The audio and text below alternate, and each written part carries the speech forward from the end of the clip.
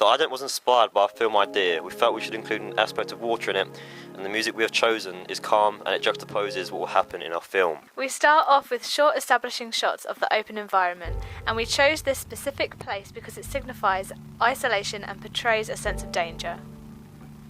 We wanted to try and make the shots feel like the audience were involved, for example, using the underwater shots. Got our inspiration for our credits from Twilight Saga Breaking Dawn.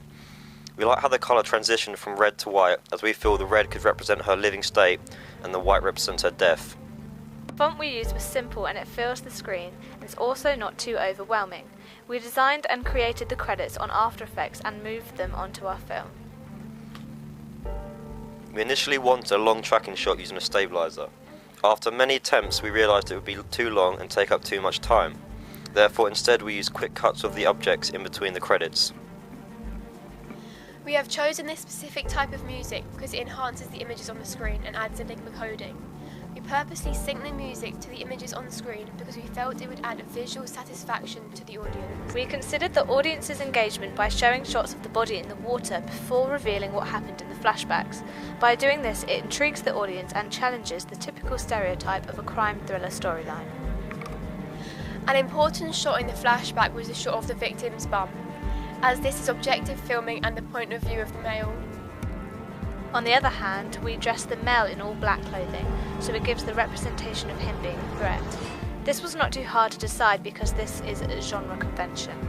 We dressed the girl in tight sportswear, as this outlines her features as a sexual object and makes her an easy target.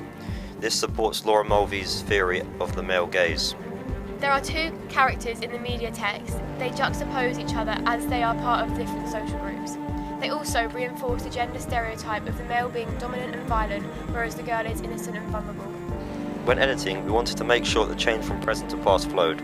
We did this by using continuity editing of the two shots. This was not planned but was discovered when we put them together. We made sure that we had a contrast between the two states to make it obvious to the audience that there was a change in scene. We did this by putting a blue hue over the water scenes and putting a sickly yellow over the top of the flashbacks. We had to go back and refilm some of the body shots as we weren't satisfied with some of the footage. As a result of this, we decided not to use the handbag as it ruined the continuity because it's not realistic to be running with a handbag. Overall, we enjoy working as a team and are really pleased with the final results.